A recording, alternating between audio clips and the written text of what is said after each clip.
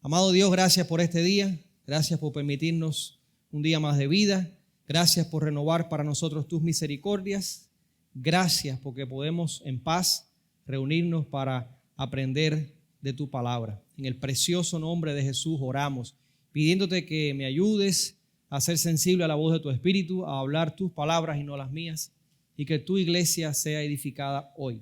En el nombre precioso de Cristo Jesús oramos. Amén.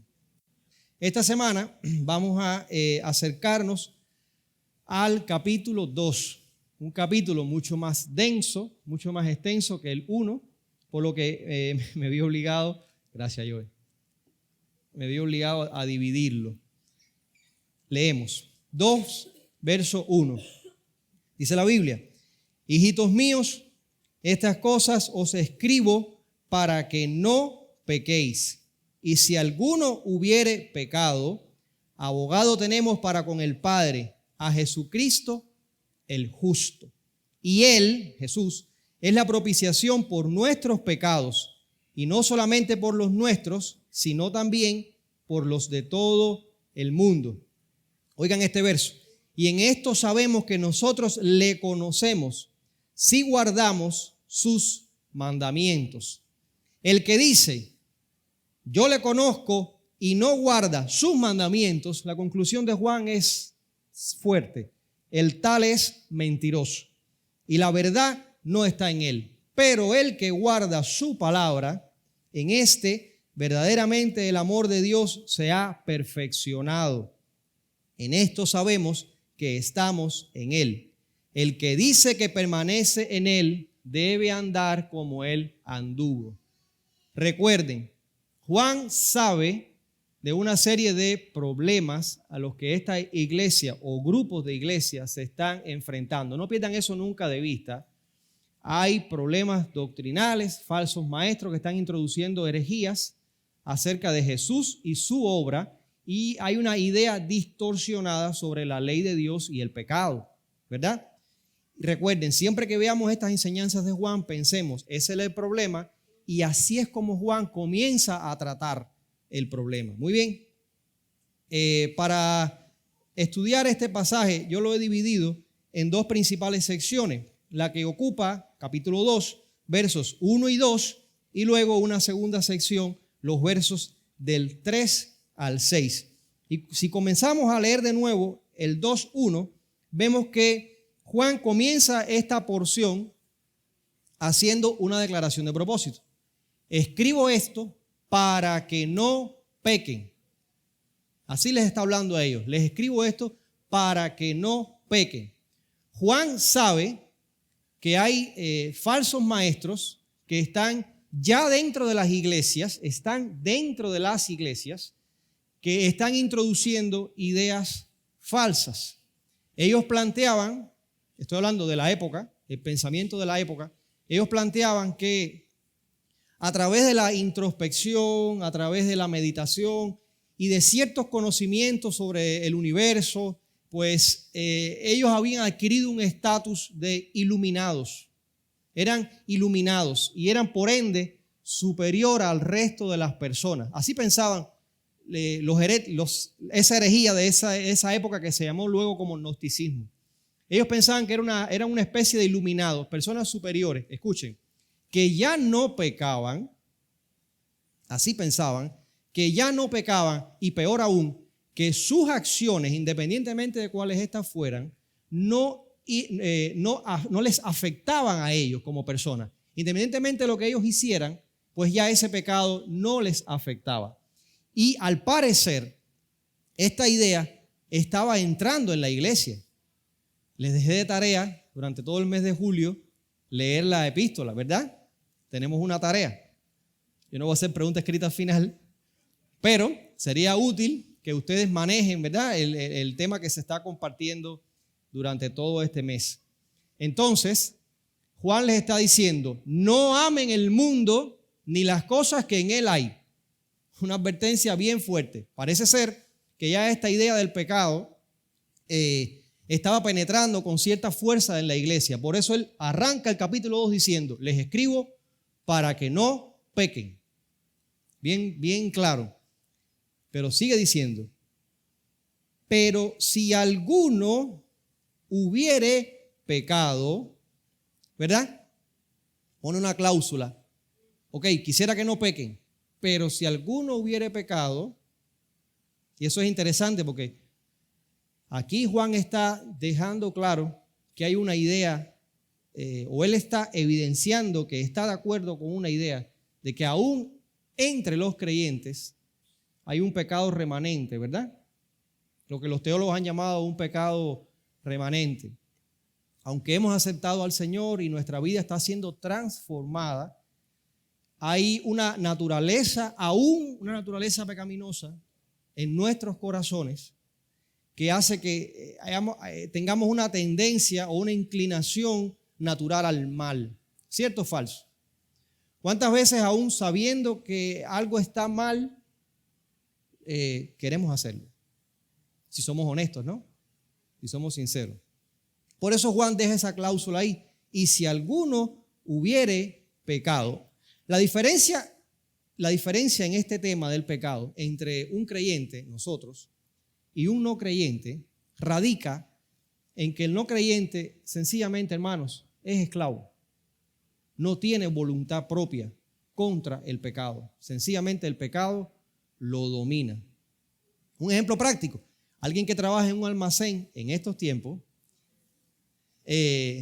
pues puede, resolver muchas cosas sin el menor cargo de conciencia. La única preocupación que tiene es que no me cojan. Que no me cojan. Pero lo hace sin ningún cargo de conciencia. Muy bien, esa persona es esclava de ese deseo pecaminoso. Pero el creyente, Pablo nos enseña que aunque hay una realidad de un pecado remanente, hay una realidad de una naturaleza de pecado, aún en nosotros, Pablo dice en su epístola a los Romanos 6:14, dice, ahora el pecado no se va a enseñorear de ustedes. Ahora el pecado no los va a gobernar. Ahora el creyente por el Espíritu pelea contra ese instinto de desobedecer la ley de Dios. Muy bien. Pero el mismo Juan aquí nos va a dar más información sobre esta misma idea del pecado. Aunque Juan comprende que hay una naturaleza de pecado en esa pequeña frase, pero si alguno peca, como si fuese una realidad, Juan nos dice, el que es nacido de Dios no practica el pecado. Y entonces nos lo explica mejor. El que es nacido de Dios no tiene como práctica habitual el pecado. Es decir, no vive una vida entregada al pecado. El que es nacido de Dios, según Juan, comprende, escuchen, comprende que lo que ha hecho está mal, le da el estatus de pecado. Esto que acabo de hacer, sé que está mal, sé que de acuerdo a la ley de Dios eso es pecado, porque como el mismo Juan dice, todo aquel que comete pecado infringe la ley, porque el pecado es infracción de la ley. O sea, el creyente entiende de alguna manera que ha infringido la ley de Dios, ¿cierto? Confiesa su pecado y dice, Señor, hice esto, lo confiesa en palabra o en pensamiento, pero lo declara, esto lo he hecho mal. Se arrepiente y se aparta. De hecho, la idea de arrepentirse es dejar de hacer lo que estás haciendo. Esa es, digamos, la diferencia entre un creyente y un no creyente. Y aquí yo creo que ya he hecho la pausa necesaria, pero vuelvo a recordarlo. Quizás nosotros no nos enfrentemos a la idea gnóstica de que por cierto conocimiento nosotros vamos a ser iluminados y ya no nos va a afectar la realidad que nos rodea. Quizás esa no es la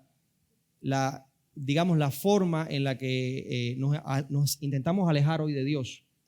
Quizás no es esa hoy. Pero todos los que estamos acá y todos, digamos, los ciudadanos de esta nación, por años, hemos aprendido que Dios no existe, que Dios no es real. Como algún amigo mío me dijo una vez, no, Dios es el amigo imaginario que tienen los adultos. Y por años, generaciones y generaciones han estado escuchando eso. Por años, generaciones han estado de espaldas a Dios. Y cuando venimos a Cristo o cuando Él nos trae, hay ciertas ideas con las que seguimos arrastrando y tenemos que seguir batallando con ellas. ¿Es cierto? Entonces les invito a que sigamos leyendo. Juan dice, si alguno hubiere pecado, abogado tenemos para con el Padre, a Jesucristo el justo. Ante tal realidad del pecado en la mente de Juan, él nos introduce ahora el tema más importante de estos dos versículos. La idea de que Jesús es abogado y justo. Veamos eso con un poquito más de detenimiento. Noten que para Juan, Jesús adquiere un rol, ¿verdad? Hace una función. ¿Y esa función cuál es? Según el texto, abogado, ¿verdad? Él dice, si hemos cometido pecado, entonces, tranquilo, tenemos un abogado. Y ese rol se le asigna por por un atributo de Jesús. ¿Y cuál es ese atributo? Léanlo. Justo, ¿cierto? Ok, si alguno hubiere pecado, abogado tenemos. No cojas la soga y te ahorques, tranquilo. Abogado tenemos a Jesucristo el justo. Pero Eclesiastés, el libro de Eclesiastés, nos ayuda a entender un poquito más de qué está hablando Juan cuando habla de este es el justo. Y porque es justo, puede ser el abogado. Eclesiastés dice, no les voy a decir la cita para no vayan a buscarla, pero bueno, después yo les puedo compartir la predicación a todos. Eclesiastés dice, ciertamente no hay hombre justo en la tierra. Esa es una declaración del predicador. Ciertamente no hay hombre justo en la tierra. ¿Y qué es un hombre justo para el autor de Eclesiastés? Que haga el bien y que nunca peque. Así dice Eclesiastés. No hay alguien que siempre haga el bien y que nunca peque. Así lo define el autor. Javier, es esto que me hace. Pablo nos repite una idea muy similar en Romanos 3, del 10 al 12, y es una idea que Pablo en Romanos toma del Salmo 14. Pablo nos dice, este texto lo conocen todos, como está escrito, no hay justo ni aún uno. No hay quien entienda. No hay quien busque a Dios. No hay quien haga lo bueno, ni siquiera uno. Y es una idea que, repito, Pablo toma del Salmo 14. Entonces, no hay justo. Pero Juan nos dice, pero tenemos abogado en Cristo, el justo. El justo. Jesús sí pudo vivir una vida perfecta, tal y como la define el autor de Eclesiastés. Jesús, hermano, sí vivió para consuelo nuestro una vida santa como Dios demanda. ¿Quién de nosotros ha podido vivir esa vida? Nosotros encajamos perfectamente en la definición de Eclesiastés y la de Pablo, ¿verdad? No hay quien siempre haga el bien y no hay quien nunca peque. Ninguno de nosotros califica ahí. Pero Jesús sí pudo hacerlo. En el Evangelio de Mateo, Jesús declara bien clarito. No piensen ustedes que yo he venido a abolir la ley. Yo he venido para cumplirla. ¿Y saben qué? Pudo cumplirla. El mismo Juan, aquí en su epístola, dice, y sabemos que Jesús apareció para quitar nuestros pecados y en Él no hay pecado. Hermano, eso es bueno. Eso es una buena y gran noticia, porque el propio autor de los Hebreos nos da una idea muy similar a esta de Juan. Nos dice que no tenemos un sumo sacerdote que no pueda compadecerse de nuestras debilidades. El sumo sacerdote que tenemos puede compadecerse de nuestras debilidades. Dice la Biblia, sino que tenemos a uno que fue tentado en todo, según nuestra semejanza, pero sin pecado. Y esa es la idea que Juan está diciendo. Ahora, mis hermanos, estamos siendo tentados a ofender a Dios, a fallarle de alguna manera, con alguna tentación. Y el que está como abogado nuestro puede comprender, no va a compartir, pero puede comprender la situación en la que tú estás ahora. Porque Él fue tentado en todo, dice la Biblia, pero sin pecado. ¿Ok? Entonces, Juan está diciendo que Jesús ha sido el único capaz de vivir una vida de obediencia a Dios.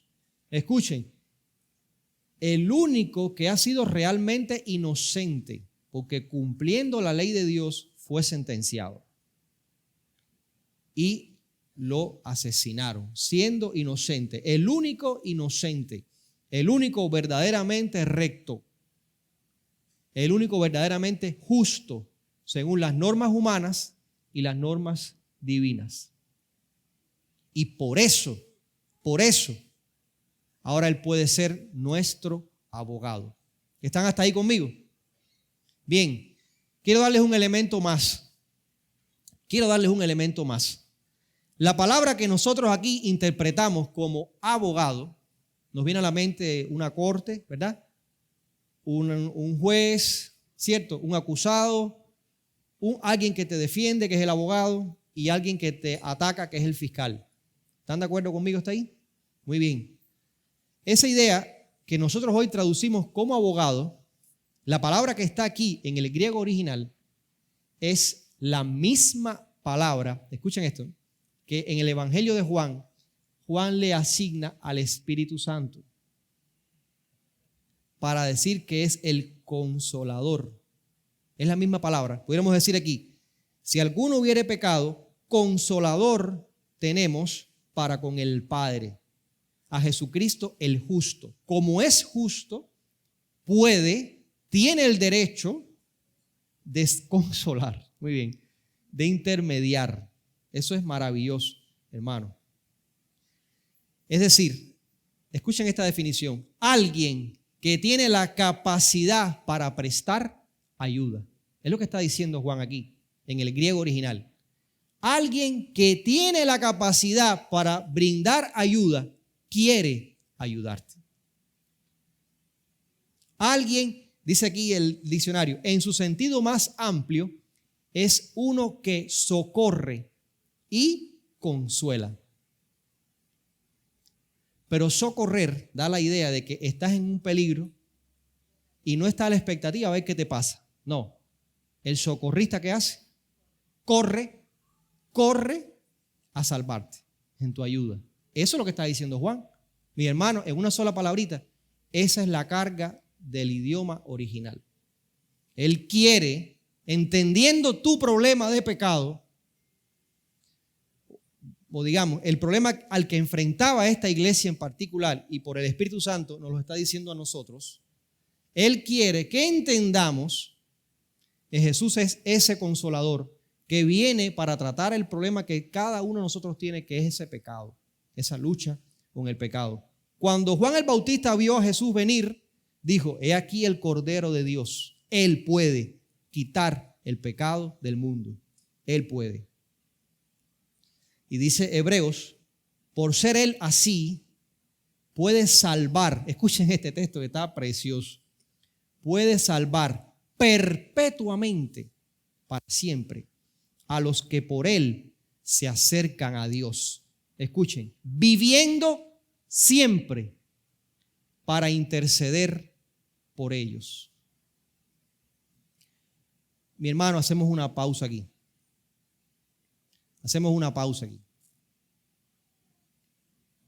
¿Por qué venimos al domingo? ¿Por qué venimos cada domingo a la iglesia? ¿Por qué nos exponemos constantemente a las Escrituras? Porque hay una lucha en nosotros por no moldearnos a este mundo que nos rodea. Hermano, lo que Jesús nos ofrece no es una religión. Y entiéndanlo así, lo que Jesús nos está ofreciendo es una religión. La religión a la larga demanda, a la larga nos agota y finalmente nos aburre. Pero lo que Jesús está hablando y quiere que entendamos es que Él está hablando de una relación, de alguien que quiere y puede ayudarte y un necesitado que necesita ayuda. Eso es lo que Juan nos está diciendo.